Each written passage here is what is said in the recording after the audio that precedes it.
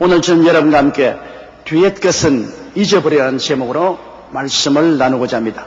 사람이 사는 데는 항상 쓰레기가 생기기 마련입니다. 쓰레기를 늘 치우고 깨끗하게 환경을 정돈하며 살아야 합니다. 쓰레기 치우기 싫다고 그대로 내버려 두면 그로 인해 각종 벌레와 및 전염병이 생겨나게 되는 것입니다. 우리 마음에도 쓰레기가 생깁니다. 사회생활 속에 온갖 정신적인 쓰레기가 마음에 쌓이는데 이것을 청소하지 않고 그대로 내버려 두면 각종 정신적인 인격적인 장애가 생겨나고 불행이 생겨나게 되는 것입니다.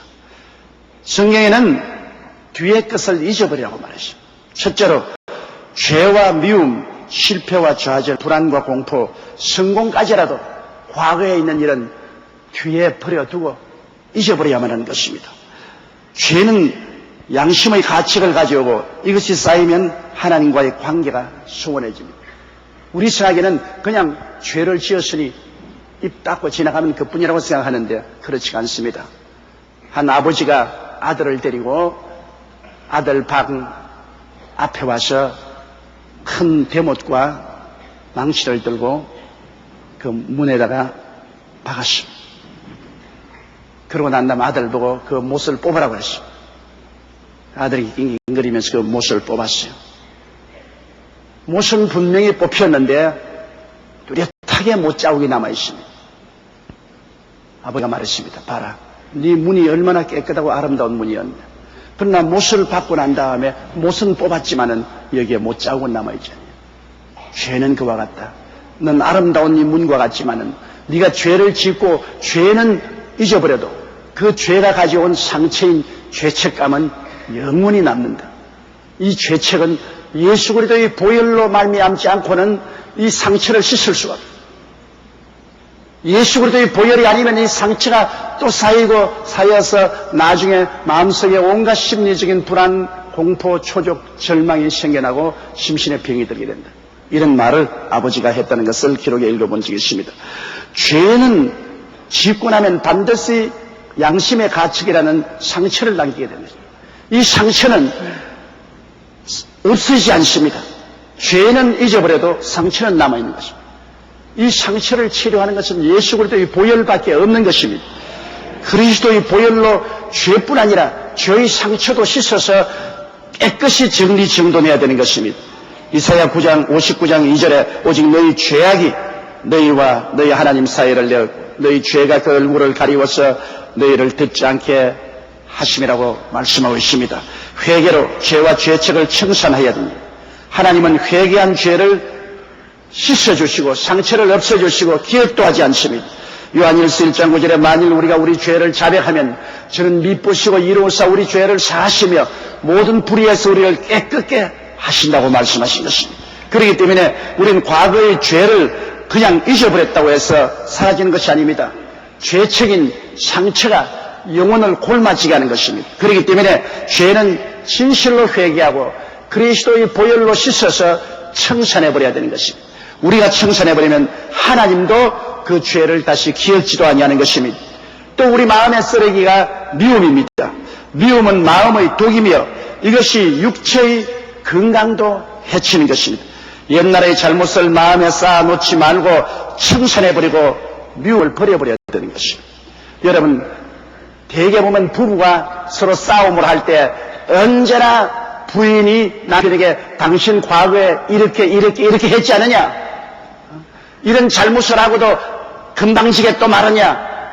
그런 말을 많이 합니다. 대개 부인들은 과거에 일어난 사건을 낱낱이 기억하고 있다가 컴퓨터처럼 남편하고 싸울 때 과거를 들추어냅니다. 그러면 상당한 충격을 남편이 받게 되죠. 또 남편도 부인의 과거의 잘못을 기억하고 있다가 그것을 파헤치고 드러냅니다. 이러면 그로 말미암아 서로 상처를 주게 되고 미움이 강물같이 흐르게 되는 것입니다. 과거를 씻어버려야 돼요. 과거를 말하면 안 됩니다. 더구나 부부간에 가족 간에는 과거에 잘못이 있었으면 용서하고 잊어버려야 되는 것입니다. 그 다음에 싸움이 하더라도 그것으로 싸워야지 과거를 더 치워내면 안 되는 것입니다. 과거를 더 치워내면 미움이 사라지지 아니하고 그로 말미암아 사이가 영원해지고 마는 것입니다. 이웃과의 관계에서도 싸울 땐 싸우더라도 싸우고 난 다음 옛날은 잊어버려야 됩니다. 옛날의 상처를 가슴속에 쌓아놓으면 그것이 계속해서 미움의 강물을 흐르게 하고 상처를 더하게 하는 것입니다. 우리 교회 양천에 계시는 성도 한 분이 내게 편지를 보내왔는데 그의 가정은 남편과 함께 열심히 주일 성수하고 철야 기도도 하고 가정 예배를 드리고 잘 믿었습니다. 하나님이 복을 주셔서 집안의 살림이 굉장히 부유해지자 그만 남편이 타락하기 시작했습니다. 성수주일 하지 아니하고 기도도 하지 않았습니다. 그 다음에는 술 먹고 방탕하고 도박했습니다. 있는 살림 다 날려버리고 집까지 다 접혀버렸습니다. 가정이 폐가망신하고 말았습니다. 그런데 그 부인은 가슴에 상처를 안고 눈물을 흘리며 수요일날 제게 와서 안수기도를 받았습니다. 그때 제가 말했습니다. 참고 견뎌라. 남편의 과거의 잘못을 지적하지 마라. 그리스도의 보혈과 함께 용서하고 잊어버리고 오직 위에서 기도하라. 그래서 그 자매님이 남편이 다시 회개하고 돌아가기 위해서 9년을 기도했습니다. 끊임없이 낙심하지 않고 9년을 계속 기도했는데 그 9년 동안에 남편에게 당신이 도박하고 외도하고 방탕해서 있는 재산 다 날리고 우리 가정을 이구하고 만들었지 않느냐 그런 말 한마디도 안 했습니다. 그런 말을 했더라면 남편은 영영 돌아오지 않았을 것입니다. 그러나 남편의 마음에 상처를 주는 과거의 잘못을 한마디도 말하지 않고 그저 위에서 기도만 하고 눈물로 강구했는데 9년 만에 남편이 회개하고 돌아왔었습니다. 돌아오고도 지금까지 결코 과거를 말하지 않습니다. 과거는 이미 씻어버리고 잊어버렸습니다. 하나님이 또다시 복을 주셔서 온 가정이 영혼이 잘됨 같이 범사에 잘됨에 강건하고 생명을 얻되 넘치게 얻게 만들어주신 것입니다. 잠언서 10장 12절에 미움은 다툼을 일으켜도 사랑은 모든 허물을 가리우느니라. 미워하면은 끊임없이 다투죠. 미워하면은 자꾸 과거를 덜치워내죠. 과거를 덜치워내면 안 됩니다. 하나님이 여러분의 과거를 덜치워내면 여러분 살아남을 사람이 없습니다. 용서하면 잊어버려야 되는 것입니다. 미움은 다툼을 일으켜도 사랑은 허다한 허물을 덮습니다. 덮어주어야 돼요. 우리는 서로 자꾸 벗기지 말고 덮어주어야 되는 것입니다. 여러분 노아가 술이 취해 누웠을 때 그 아들 함은 아버지를 보고 나와서 형들 앞에서 아버지를 조롱했습니다. 야 형들 아버지가 뻘겋었어. 영 대낮에 뻘겋었고 그냥 들어누웠어. 형들 와봐. 그러나 셈과 야벳은 천을 들고 아버지의 하체를 보지 않기 위해서 뒷걸음질하고 들어가서 뒤로서 아버지를 덮어주고 나왔습니다. 아버지가 술에서 깨어나서 이 말을 듣고 난 다음에 뭐라고 말했습니까? 함은 저주를 받아 형제의 종 중에 종이 될 것이라고 말했습니다. 그리고 셈은 하나님께 축복을 받아 하나님께서 셈의 장막에 야벳이 거하게 하시고 야벳을 창대케 한다고 축복해 주셨어요. 여기에 아버지를 벗겨놓고 조롱하는 함은 저주를 받았습니다. 그러나 셈과 야벳은 아버지를 덮어주었습니다. 축복을 받았습니다. 우리는 서로 덮어주면 축복을 받지만은 서로 벗기면 저주를 받게 되는 것입니다. 벗기면 미움을 자꾸 쌓아놓게 되고 자꾸 덮어주면은 사랑을 넘치게 만들어주는 것입니다. 이렇기 때문에 여러분 우리의 삶 속에 과거의 미움이란 다 용서하고 덮어버려야 됩니다. 그리고 사랑으로 덮어버려야 됩니다. 미움은 다툼을 일으켜도 사랑은 모든 허물을 가리운다는 것을 알게 되시기를 주의 이름으로 축원합니다. 실패와 좌절도 과거의 것은 전부 잊어버려야 되는 것입니다. 자기를 실패자로 생각하고 무력자가 되는 이가 많은데 사람은 특정한 일에 실패했다고 해서 실패자가 되지는 않습니다. 베드로 보십시오. 베드로는 안나스와 가야바에 따라서 예수 그리스도를 모른다고 3번이나 부인했습니다.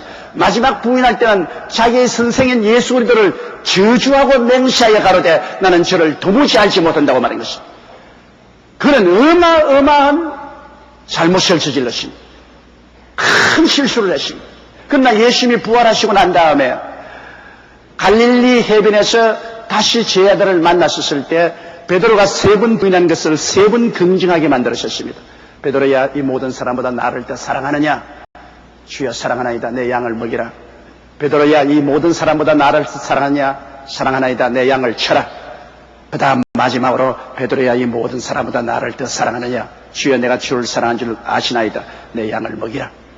주님은 3번 부인한 베드로를 3번 다시 긍정하게 만들고 과거를 다 청산해버리고 그로 하여금 제자 중에 제자가 되고 복음 증거의 위대한 사도로 변화시켜 주신 것입니다.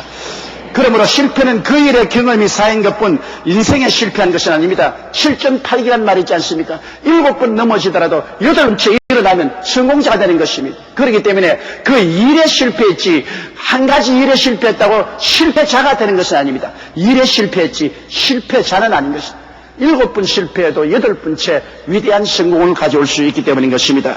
잠언서 24장 16절에 보면 대저 의인은 7번 넘어질지라도 다시 일어나려니와 악인은 재앙으로 인하여 엎드러지느니라고 말씀하고 있는 것입니다. 그렇기 때문에 우리 과거의 실패와 좌절도 그것을 우리 마음속에 다 잊어버리고 나가야지. 나는 과거에 실패하고 좌절했으니 항상 실패자다. 현재 일하는 것마다 나는 실패자다. 이러고 나가면 그 사람은 앞날을 약속할 수가 없는 것입니다. 그 다음 우리는 또한 불안과 공포도 과거에 체험한 것은 다 잊어버리고 새롭게 나가야 되는 것입니다. 삶의 어떤 때 큰 불안과 공포를 당하고 그 기억을 청산하지 않으므로 마음의 반증이 들어 사는 사람이 있습니다. 우리 교회 어떤 자매님이 내게 신앙상담을 왔는데 갓 결혼해서 신접 살림을 시작했는데 남편이 중동에 일하러 갔습니다. 그리고 혼자 집에 남게 되었습니다. 상당히 불안하고 겁이 났습니다. 그런데 아닌 게 아니라 밤중에 방 안에서 발자국 소리가 나기에 눈을 떠보니 강도가 들어왔습니다. 그는 이제 갓 결혼한 아직 철없는 신부로서 너무나 두려웠어요.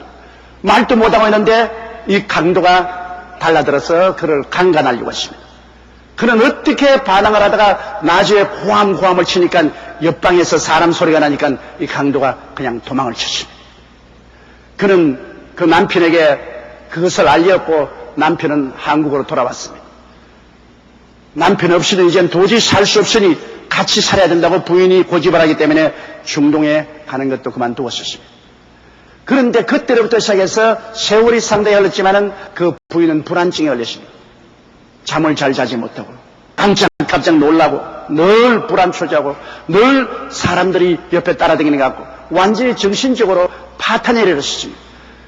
병원에 가서 많은 치료를 받아도 낫질 않았었습니다. 그래서 제게 신앙 상담을 왔습니다. 제가 자매님께 말했습니다. 자매님, 이 시간에 눈을 감고 옛날에 혼자 살 때 강도가 밤에 들어온 그 장면을 한번 생각해 보십시오. 목사님 끔찍해서 그 장면을 생각할 수 없습니다. 그 장면을 생각하세요. 강도가 지금 들어와서 선생님을 급탈하려고 하는데 그때 자매님이 하나 안 본 것이 있습니다. 강도만 그곳에 와 있는 게 아니라 곁에 예수님이 와 계십니다. 예수님이 와 계시기 때문에 강도가 당신에게 손을 뗄 수 없습니다. 왜 강도만 바라보고 예수님을 바라보지 않습니까? 이제는 당신의 마음속에 강도 왔으면 하늘과 땅과 세계와 그 가운데 모든 것을 지으신 예수님이 곁에 와 있는 것을 마음속에 상상해 보십시오. 한번 그렇게 해보십시오. 마음이 편안합니까? 안 합니까? 잠시 후에 강도만 알아볼 때는 몸이 떨리더니 내 옆에 예수님이 와 계신 것을 내가 마음속에 그려보니까 마음에 평안이 옵니다. 그렇습니다. 예수님은 볼지어다 내가 세상 끝날까지 항상 나와 함께 있다고 말씀하셨습니다. 내가 사망의 엄침한 꼴짝이 됐다닐지라도 해를 두려워하지 않을 것은 주께서 나와 함께 계심이라고 말하셨습니다. 그날 캄캄한 밤에 강도가 들어왔을 때에도 자매님 몰랐을지라도 예수님은 함께 계셨습니다. 그래서 예수님이 당신을 구출해 준 것입니다. 예수님이 늘 계신 것을 바라보고 생각하십시오. 불안증에서 고침을 받을 것입니다. 그리고 기도를 해 주었는데 그는 예수 그리스도를 늘 생각하고 그리스도와 함께 계신 것을 알자 과거에 경험했던 그 모든 불안과 공포를 다 잊어버리고 마음이 안정되고 새 사람이 되어버리고 말한 것입니다. 로마 8장 26절에 이와 같이 성령도 우리 연약함을 도우시나니 우리가 마땅히 빌 바를 알지 못하나 오직 성령이 말할 수 없는 탄식으로 우리를 위하여 친히 간구한다고 말했습니다. 성령이 언제나 우리를 도와주심으로 우리는 불안과 공포에서 해방을 얻을 수가 있는 것입니다. 요한복음 14장 27절에 평안을 너희에게 끼치노니 곧 나의 평안을 너희에게 주노라. 내가 너희에게 주는 것은 세상에 주는 것 같지 아니하니라. 너희는 마음에 근심도 말고 두려워하지도 말라고 말한 것입니다. 이렇기 때문에 예수님이 우리와 항상 같이 계신 것을 우리 마음속에 생각하고 마음의 눈으로 바라보고 있으면 과거의 불안과 공포를 다 없애버리고 현재 예수님과 함께 인생을 걸어가므로 강하고 담대한 심정으로 살아갈 수가 있는 것입니다. 그러므로 불안과 공포도 과거의 것은 다 청산해버려야 됩니다. 그 다음 과거의 성공과 위대한 승리도 잊어버려야 됩니다. 과거에 내가 크게 성공했고 위대한 승리를 했다고 거기에 취해 있으면 그것으로 말미암아 그는 낙후되고 마는 것입니다. 우리 한국이 왜 IMF를 떠났습니까? 우리가 88 올림픽을 대성공하고 온 세계 찬양을 받았습니다. 한국은 이제 선진국 대열에 들어왔다고 사람들이 박수를 쳤습니다. 우리 모든 국민들은 자만하고 심취했습니다. 그래서 그곳에서 그만 앉아가지고서 우리가 선진국에 들어온 양 생각을 하고 열심히 투자하고 연구하고 개발하지 아니하고 땅 투기나 하고 정권에나 투자하고 재테크에 몰입하고 그리고 빚을 내가서 해외 여행에 가서 탕진하고 그렇게 몇 년 동안 하는 동안에 세계는 앞으로 발전해 나갔습니다. 나중에 정신을 번쩍 차려보니 벌써 우리가 팔아먹을 것은 하나도 없고 세계 자랑할 것은 없고 벌써 낙후되었습니다. 그 길로부터 시작해서 급전직하로 IMF로 곤두박질 치고 마는 것입니다. 사람이 자만하고 마음에 느슨하게 하는 동안에 세계는 앞으로 나가버리고 마는 것입니다. 여러분, 일본이 세계 경제 대국이었습니다. 미국 다음으로 가장 큰 경제력을 가진 일본입니다. 온 세계가 일본을 찬미하고 얼마 안 있으면 미국을 따라잡을 것이라고 했습니다. 그래서 일본이 자만했습니다. 그들은 경제 개혁을 계속하지 아니하고 정치 구조 개혁을 계속하지 않고 자만해서 세계 제1의 경제 대국이 된다고 생각을 했습니다. 그런 동안에 일본은 1990년도에 세계 경쟁력 3위던 그가 2000년에는 세계 경쟁력 16위로 떨어지고 마는 것입니다. 오늘날에 와서는 일본은 660조 엔의 공공부채를 끌어안고 있는 것입니다. 우리 한국으로 말하면 6,600원의 공공부채를 안고 있습니다. 6,600조입니다. 이건 도저히 상상할 수 없죠. 거기에다가 60조 엔, 한국으로 말하면 600조의 부실 채권을 안고 있습니다. 그러니 일본 경제가 이제는 도저히 일어날 수가 없습니다. 어떻게 해서 이 많은 660조 엔의 공공부채를 청산하고 60조 엔의 부실 채권을 정리할 수 있습니다. 그럼 왜냐? 일본이 자만하고 있는 동안에 경제적인, 사회적인, 정치적인 개혁을 계속해서 나가지 않고 자기의 성공에 심취해서 주저앉아 있는 동안에 그만 세계는 앞으로 나가고 뒤로 쳐져버리고 마는 것입니다. 여러분, 성공에 안주하는 것은 위험한 일입니다. 승리에 안주하는 것 위험한 일인데 옛날 말에도 전쟁에 이기고 난 다음 투구를 벗지 말란 말이 있습니다.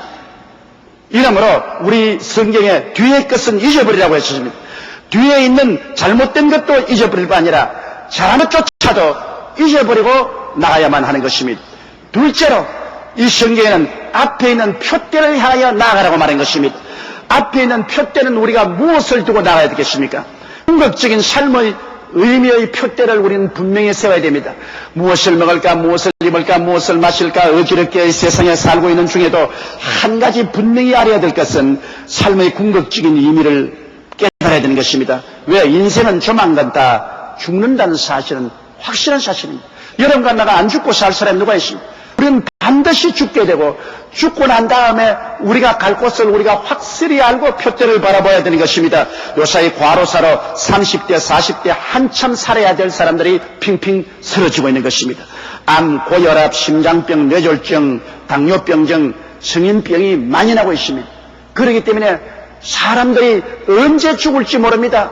사람이 한번 나서 죽는 것은 정한 이치입니다. 베드로전서 1장 24절로 25절에 그러므로 모든 육체는 풀과 같고 그 모든 영광이 풀의 꽃과 같으니 풀은 마르고 꽃은 떨어지되 오직 주의 말씀은 새 시대로 있도다 하였으니 너에게 전한 복음이 곧 이 말씀이라. 복음 이외에는 모두 다 죽고 사라져버리고 마는 것입니다. 세상에 취하여 자기는 죽지 않고 영원히 살 것으로 오해하고 있는 사람은 너무나 잘못된 것입니다. 궁극적인 삶의 임의의 표대를 가져야만 되는 것입니다. 그러므로 우리는 이 땅의 행인과 나그네와 같이 살고 있지만 궁극적으로 천국 아버지 집에 가야만 한다는 목표의식을 가지고 있어야 되는 것입니다. 우리가 다 죽지 않아요. 주님 말씀하기를 너희는 마음에 근심하지 말라. 하나님 믿으니 또 나를 믿어라. 내 아버지 집에 있을 곳이 많도다. 그렇지 않으면 너에게 일렀으리라. 내가 너희를 위하여 처소를 예비하러 가노니 가서 처소를 예비하면 다시 와서 나 있는 곳에 너희도 함께 하려고 말하는 것입니다. 우리는 이 땅을 떠나야 됩니다. 그리고 예수 그리스도를 통해서 아버지 집에 가야만 되는 것입니다. 이 궁극적인 삶의 의미와 목표를 완전히 표대로 삼아야 됩니다. 빌립보서 3장 20절에 오직 우리의 시민권은 하늘에 있는지라 거기로서 구원하는 자 곧 주 예수 그리스도를 기다린다고 말한 것입니다. 한 부자가 곳간에 곡식을 많이 쌓아두고 내 영혼아 즐거워하고 기뻐하라. 곡식을 많이 쌓아두었으니 몇 년 동안 편안하게 먹고 살겠다고 했습니다. 그러자 성경에 보니까 하나님 말씀이 이 사람아 오늘 저녁에 내가 내 영혼을 거두리라고 말한 것입니다. 세상에 부귀 영화 공명이 있다고 오래오래 사는 것 아닙니다. 여러분, 우리는 행인과 나그네와 같이 지나갈 따르는 것입니다. 어떤 사람은 빨리 지나고 어떠한 사람은 늦게 지나가지만 100년이 지나면 같이 다 지나고 마는 것입니다. 그러므로 우리는 천국 아버지 집에 가야 한다는 목표의식이 되어야 되는 것입니다. 그리고 또 매일매일 그 나라와 그 일을 구하며 살겠다는 마음의 목표를 정해야 되는 것입니다.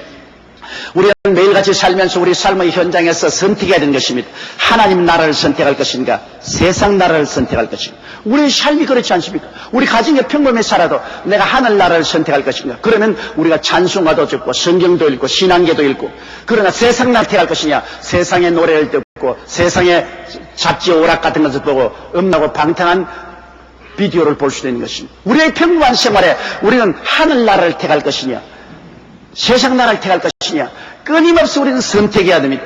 그런데 하늘 나라를 택할 마음의 목표를 설정해야만 되는 것입니다.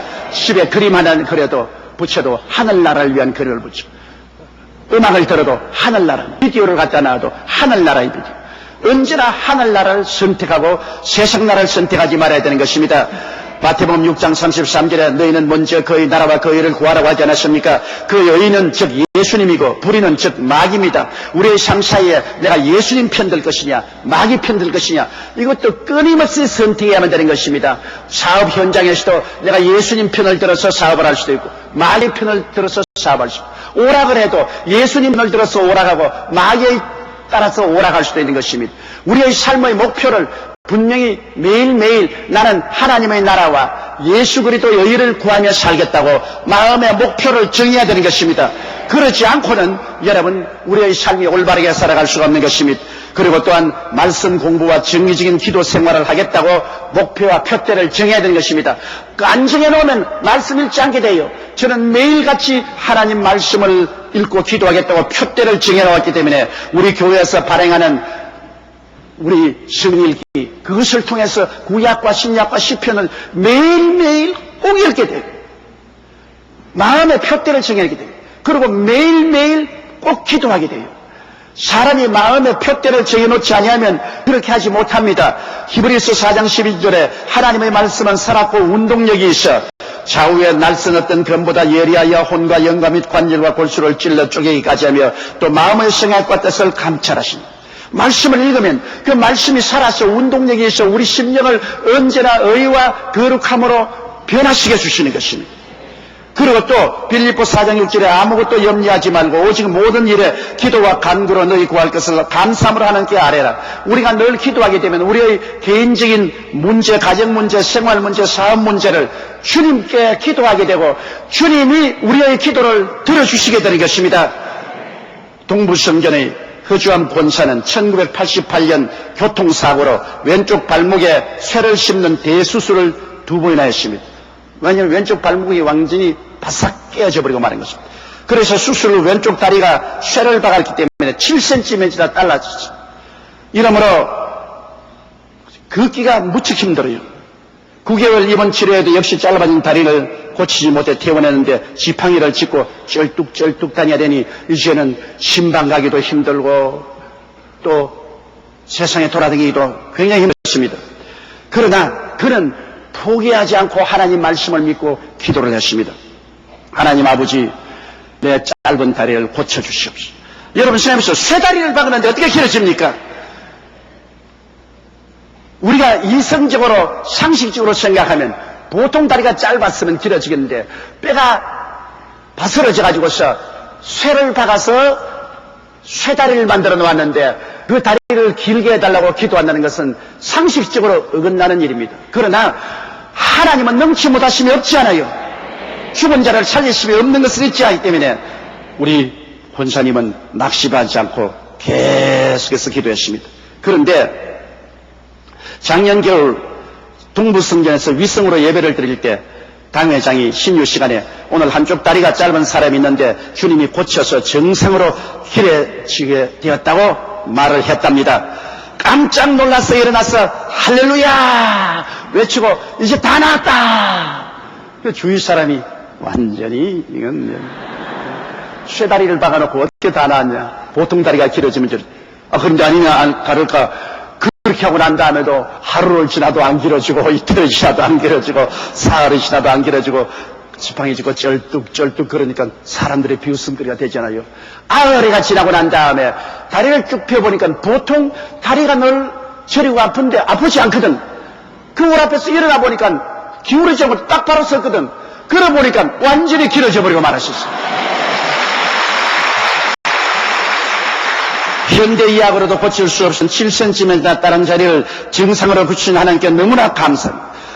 그 체험을 하고 난 다음에 하늘도 새로워지고 땅도 새로워지고 만물이 새롭게 보이고 너무 감격되고 귀로만 듣던 하나님이 몸에서 살아서 역사하는 것을 체험하고 난 다음 완전히 인생이 새로워졌다는 간증을 했습니다. 여러분, 기도는 이와 같은 위대한 기적을 우리에게 가지고 오는 것입니다. 그렇기 때문에 우리는 항상 말씀 읽고 기도할 것을 마음의 목표로 삼아야 되는 것입니다. 또 그리고 우리는 사랑 실천의 목표를 삼고 살아야 됩니다. 우리가 세상에 살면서 마음을 다하고 뜻을 다하고 정성을 다하고 목숨을 다하여 하나님을 사랑할 것을 목표로 삼아야 되는 것입니다. 하나님을 섬기고 하나님께 드리며 사랑해야 되는 것입니다. 국민일보 5월 21일자 보니까 충남 부여 중앙성결교회 김경환 성도가 지난 5일 산에서 캔 110년 된 산삼 한 뿌리와 80년 된 산삼 두 뿌리를 가져와 목사님 교회를 위해 좋은 데 써주십시오 해서 인삼연구소의 감정 결과 시가 1억을 넘는다는 것입니다.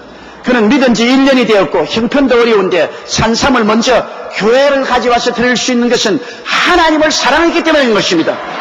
하나님을 사랑해서 이걸 웬 떡이냐 산삼이다 얼씨구나 좋다 그냥 팔았을 것입니다. 예수 안 믿는 사람이 보면 그 사람은 도한 사람입니다. 그러나 그가 하나님을 사랑했기 때문에 1억이나 넘는 산삼을 하나님께 먼저 들었습니다. 이제 두고 보세요. 하나님이 이제 산삼이 아니라 그분에게 천삼을 주실 것입니다. 우리는 하나님을 사랑할 것을 마음의 목표로 세워야 돼요. 하나님을 이용하려고 하지 말아야 돼요. 그리고 또 가족 사랑할 것을 마음의 목표로 세워야 돼요. 요사이는 많은 남편이 부인에게서 이혼을 당합니다. 남편이 부인을 이혼시킨 게 아니라 역군이 신장됨으로 이제는 여자가 남자 보고 나가라 보따리 쏘고 나가라. 많은 남편이 이혼을 당합니다. 왜? 물론 이유야 있지요. 경쟁사회에 너무나 피곤하고 지치기 때문에 아침 일찍 나서 밤늦게 집에 돌아오고 그 다음에는 스트레스 푼다고 해서 쉬는 날에는 친구들하고 등산 가고 골프 치러 가고 놀러 가버리고 아내와 자식은 고아와 과부로 만들어 놨습니다. 옛날에 부인들은 그냥 꾹 참고 살았으니 요새 현대 여성들이 그걸 참지를 않습니다. 뭐 나를 구원 부리짜라고 생각하느냐. 아무리 생활에 어렵고 환경이 어렵지만 가족을 어떻게 두고 그러냐. 그래서 요사이는 좋다 나가라. 당신 같은 사람 없어도 우리는 잘 살 수 있다. 요사이 부인들도 직장을 구할 수 있고 생활을 영위해 나갈 수 있으니까 많은 남자들이 부인에게 발길로 차여서 쫓겨나고 있는 것입니다. 가족 사랑을 하지 않기 때문에 가족이 얼마나 중요한 것을 알아야 돼요. 먹고 입고 마시는 사업과 직장도 중요하고 스트레스 풀기 위해서 자기 스스로 인조하는 것도 중요하지만은 그 남편을 쳐다보고 있는 아내와 자식들도 굉장히 중요하다는 것을 알아야 되는 것입니다. 순서를 알아야 돼요. 무엇이 내 인생에 가장 중요한가? 그 순서를 알아야 돼요. 아내와 자식이 가장 중요하다는 것을 알고 사랑을 해야 됩니다. 이것도 목표를 세워야 돼요. 목표 안 세우면 그렇게 못해요. 그리고 이웃을 사랑해야 됩니다. 과부와 고아를 그 환난 중에 고치는 것이, 도와주는 것이 참된 경건이라고 그랬습니다. 그러므로 나만 잘 사면 된다고 생각하지 말고 고난당하는 이웃에게 따뜻한 사랑의 손길을 베풀어야 돼요. 국민일보 5월 17일자 보니까 경기도 광주 화근 화재로 8명이 사망했는데 원생 최나영은 20살인데 불이 맞아 자기 혼자 뛰어 도망쳤으면 될 건데 동료들에게 뛰어가 불이 난 사실을 알리자 40명이 대피해서 살았으나 자기는 빠져나오지 못하고 질식해서 죽었습니다. 그런 살신성입니다. 자기가 이웃을 사랑하지 않았으면 자기 혼자 생명만 살렸을 것이면 자기 하나 죽고 40명이 살아난 것입니다. 극단적인 예이지만은 우리는 우리가 서로 함께 살기 위해서 서로 이웃을 끌어주고 밀어주면서 사는 이웃 사랑을 하고 살기로 마음의 결정을 해야 되는 것입니다. 그리고 또 우리는 자연 사랑하기로 결심을 해야 됩니다. 환경 오염이 되면 여러분 아무리 돈만 벌고 잘 살아도 환경 오염으로 온갖 질병에 들려서 고통당하다가 죽고 마는 것입니다. 오늘 중국이 경제 대국으로 급부상하는 반면에 세계 오염 10대 도시 중에 8개 도시가 가장 오염된 나라가 되고 말하는 거예요. 중국에 붙은 우리에게는 황사현상에 당해와서 물도 공기도 오염되어 있어 우리도 골치가 아픕니다. 여러분 오염은 결국 자연을 회파하고 삶을 파멸한 것입니다. 우리나라 음식 쓰레기가 10조 원에 육박하는데 환경부 자료에 따르면 한 해 8조 원 추산되나 유통기한 지난 식품, 쓰레기 처리비 등 합치면 10조 원이 넘고 생활 쓰레기 중 음식 쓰레기가 35%가 되는 것입니다. 온 강산이 쓰레기 강산이 됩니다. 어디 하나 쓰레기가 썩어져 넘쳐나고 강물이 나빠지고 샘물이 나빠지고 이 세상이 완전히 오염으로 꽉 들어 차고 있는 것입니다.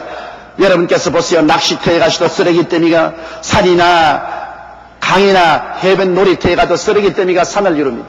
우리가 환경에 관심을 가지 않으면 환경이 우리를 복수합니다. 이제 벌써 우리가 복수를 당하고 있습니다. 이러기 때문에 자연 사랑을 해야 돼요. 자연 사랑을 하지 않고 환경을 잘 다스리지 않으면 우리는 환경에 복수를 당하고 말 것입니다. 그리고 우리는 마음에 나라 사랑하기로 결심해야 되는 것입니다. 여러분 나라가 가난해지면 세상 어느 곳에 가도 대접을 못 받습니다. 나라가 약하면 어느 곳에 가도 멸시를 당합니다. 오늘날 가난한 동남아 국가 노동자들이 한국에 와서 일하는데 얼마나 멸시와 천대를 당하고 고통을 당합니까? 나라가 강하면 그렇게 멸시와 천대당할 테겠습니까? 우리가 조국을 떠나보면 우리 조국이 얼마나 귀하다는 것을 알 수 있습니다. 우리가 조그만 일에도 나라 사랑할 수 있도록 나라가 부흥할 수 있도록 우리가 협조해야 돼요. 예를 들어 말하면 요사이 가뭄이 왔는데 수돗물 쓰는 것도 세수할 때 그냥 물을 틀어놓고 그냥 막 세수를 합니다. 물을 얼마나 소모합니까? 어느 정도 물을 담아놓고 해야지. 저는 절대로 수돗물 틀어놓고 세수하지 않습니다. 반드시 물 넣고 물 조금 모아가 무한 물로서 해야지. 부엌에서 그릇 씻을 때도 그냥 수돗물 틀어놓고 싹 틀어놓고 그냥 합니다. 얼마나 소모가 많습니까? 어느 정도 물을 갖다가 담아놓고 그것부터 소소해야지. 물쓰기로부터 시작해서 전기 쓰는 것, 이 모든 것이 전략하면 나라 사랑하는 것입니다. 그 창스러운 독립운동을 해야 나라 사랑하는 거 아닙니까? 우리 환경에서 절약하는 것이 나라 사랑하는 것이 되지 않겠습니까? 한국갤럽조사연구소가 3차로 작년에 조사한 거 보면 한국인의 종교 실태와 의식의 조사보고에 따르면 종교인이 한국 국민의 47%인데 그중에 개신교가 20.3%, 불교가 18.3%, 천주교가 7.4%, 기타 0.9% 순으로 나타나기 때문에 천주교와 기독교를 합치면 기독교가 30%를 넘습니다. 5천만 동포의 여러분 30%는 1,500만이 예수를 믿고 있습니다. 그렇다면 우리 한국에 1,500만이면 우리 한국을 변화시켜 남아 있습니다. 여러분 바닷물에 소금기가 5%에 있습니다. 5%의 소금기가 온 바닷물을 소금물로 만들어 놨습니다. 그런데 우리 한국 민족에 여러분 거의 30%의 예수 믿는 사람이 있으면서 온 한국을 기독교로 변화시키지 못한다는 것은 우리가 얼마나 잘못 믿고 있다는 사실을 보여주는 것입니다. 기독교인들은 나라 사랑을 통해서 우리 교회가 있다는 사실을 알려야 되는 것입니다. 우리 한국이 위기에 처했을 때 언제나 일선에 나와서 나라 사랑 운동을 한 것이 기독교인들인 것입니다. 그러므로 우리는 어느 때보다도 기독교인이 먼저 앞장서서 나라 사랑 운동에 서서 나가야 될 것인 것입니다. 셋째로 이 성경은 뒤의 것은 잊어버리고 앞을 나아갈 때 반드시 상급을 얻을 것을 기대하고 나가라고 했었습니다. 우리가 뒤의 것을 잊어버리고 앞에 표대를 향하여 뛰어나가는 절도 있는 삶을 살면 상급이 다가옵니다. 그 상급은 이 세상에 살 동안에 마음의 평화, 삶의 성취와 의미를 얻게 되고 기쁨, 행복, 축복을 받게 되는 것입니다. 시편 16편 11절에 주께서 생명의 길로 내게 보이시리니 주의 앞에는 기쁨이 충만하고 주의 옆에는 영원한 즐거움이 있다고 말하셨습니다. 시편 36편 8절에는 주의 복락의 강수로 마시라고 말씀한 것입니다. 오늘 직장인 3명 중 2명은 스트레스로 인해 건강상 위협을 받고 있다고 말하고 4명 중 1명은 병이 날 정도로 심각하다고 말했습니다. 그러나 우리는 뒤의 것은 잊어버리고 가치는 목표를 하여 나가면 이 모든 스트레스에서 해방되고 심신이 건강하게 살 수 있는 것입니다. 암을 예방하는 데는 웃음이 묘약이라고 말했습니다. 백혈구의 일종으로 암세포를 공격하는 혈액 중에 내추럴 킬러가 있는데 이 내추럴 킬러 세포 움직임을 활성화시키는 것이 웃는 것이라고 오사카 대학원에서 발표했습니다. 성경은 그렇지 않습니까? 마음의 즐거움은 양약이라도 마음의 근심은 뼈로 마르게 하느니라. 웃으면은 암을 죽이는 내추럴 킬러 세포가 일어나서 암을 죽인 것입니다. 그러므로 마음에 우리가 예배드리고 하나님께 기뻐하고 즐거워하면은 암에 걸리지 않아요. 그러므로 뒤의 것은 다 부정적인 것 잊어버리고 표대를 향하여 나가면서 즐거워하면 우리는 건강을 유지하고 살아갈 수 있는 것입니다. 그러므로 이 세상에서 이미 건강 장수의 은총을 상급을 받을 수 있는 것입니다. 물론 천국에 가면은 여러분 상급이 있지요. 천국에 가면 면류관이 다 다릅니다. 생명의 면류관. 야고보서 1장 12절에 시험을 참는 자는 복이 있도다. 약속하신 생명의 면류관을 얻을 것이라 했으니 생명의 면류관도 있고 요한계시록 2장 10절에 보면 내가 죽도록 충성하라 그리하면 내가 생명의 면류관을 내게 주리라. 이와 같이 순교하는 사람들에게 주는 생명의 면류관도 있고 의의 면류관도 있습니다. 디모데후서 4장 8절에 이제 우리는 나를 위하여 의의 면류관이 예비되었으므로 주 곧 의로우신 재판장이 그날에 내게 주실 것이니 내게만 아니라 주의 나타나심을 사모하는 모든 자에게니라. 열심으로 주를 위해서 살아고 하나님 말씀을 증거한 주의 종들이나 새 리더들은 의의 면류관을 얻게 되실 것입니다. 시들지 아니하는 영광의 면류관도 있습니다. 베드로전서 5장 3절로 4절에 낚이운 자들에게 주장하는 자세를 하지 말고 오직 양무리의 본이 되라. 그리하면 목자장이 나타나실 때 시들지 아니하는 영광의 면류관을 드시라. 목자의 면류관입니다. 이런 시들지 않은 영광의 면류관도 있고 또 금면류관도 있지 않습니까? 요한계시록 4장 4절에 또 보좌에 둘러 24보좌들이 있고 그 보좌들 위에 24장로들이 흰옷을 입고 머리에 면류관을 쓰고 앉았더라. 금면류관을 쓰고 앉은 것입니다. 일반 성도들이 주를 믿고 나간 사람들에게 주신 금면류관. 그 다음 기쁨의 면류관도 있습니다. 데살로니가전서 2장 19절 20절에 우리의 소망이나 기쁨이나 자랑의 면류관이 무엇이냐. 그의 강림하실 때 우리 주 예수님 앞에 너희가 아니냐. 너희는 우리의 영광이요 기쁨이니라. 기쁨의 면류관. 많은 사람을 주께로 돌아오게 한 사람에게 주는 면류관인 것입니다. 영광이 또 다른 몸입니다. 면류관만 우리가 하늘에 가서 서로 다른 것이 아니라 우리의 몸의 영광도 다릅니다. 고린도전서 15장 41절 42절에 해의 영광도 다르며 달의 영광도 다르며 별의 영광 다른데 별과 별의 영광이 다르도다. 죽은 자의 부활 이와 같으라. 여러분 그러므로 하늘나라에 가서 받을 상급은 해와 같은 영광의 몸, 달과 같은 영광의 몸, 별과 같은 영광의 몸, 별과 별의 차이가 있는 듯한 영광의 몸이 달라진 것입니다. 이게 다 상급인 것입니다. 그리고 큰 권세와 작은 권세도 또 하늘에 가서 상급으로 달라지는 것입니다. 누가복음 19장의 10문화의 비유 가운데 어떤 귀인이 왕위를 받으러 가기 전에 그 종 10명을 불러 각 한 문화씩 주었는데 10문화를 남긴 종에게는 10골 다스리는 권세를 주고 5문화를 남긴 자는 5골을 다스리는 권세를 주었습니다. 오늘날 우리가 주님께서 주신 사명을 감당하면 하늘에 가서 하나님이 권세를 주시되 큰 권세, 중간 권세, 작은 권세가 달라집니다. 권세 있는 삶이 또한 상급으로 달라지는 것입니다. 그리고 또 상급은 요한계시록 22장 12절에 보라 내가 속히 오리니 내가 줄 상이 내게 있어 각 사람에게 그 일한 대로 갚아주리라. 그 상급은 여러분 하늘나라에 가서 다 영화로운 집을 얻을 수 있고 중간쯤 되는 맨션을 얻을 수 있고 조그만 오도막살이 맨션도 얻을 수가 있는 것입니다. 그러므로 우리는 상급을 바라보고 열심으로 일해야 되는 것입니다. 뒤에 일은 잊어버리고 표대를 향해 달려가는 것은 이 세상에서 상급을 줄 뿐 아니라 하늘나라에 가면 면류관이 다르고 영광의 광채가 다르고 그리고 권세가 다르고 우리가 사는 처소의 상급이 달라지는 것입니다. 우리가 살아가면서 늘 청수와 목욕을 하는 것처럼 마음도 청수하고 목욕을 해야 합니다. 그래야 영적, 정신적 건강을 유지할 수가 있습니다. 그뿐 아니라 삶의 목표와 의미와 가치를 옳게 가져야만 하는 것입니다. 그래야 혼돈하지 않고 바로 살 수가 있는 것입니다. 그와 같은 삶의 일생이 끝나면 천국에서 상급이 기다리고 있습니다. 다 같이 고개서 기도드리겠습니다. 하나님 우리 아버지여, 아버지 하나님의 사랑과 은혜와 긍휼을 감사합니다. 우리가 항상 살면서 과거에 일어난 좋은 일과 나쁜 일을 모두 합쳐서 어깨에 걸머쥐고 가기 때문에 쓰러집니다.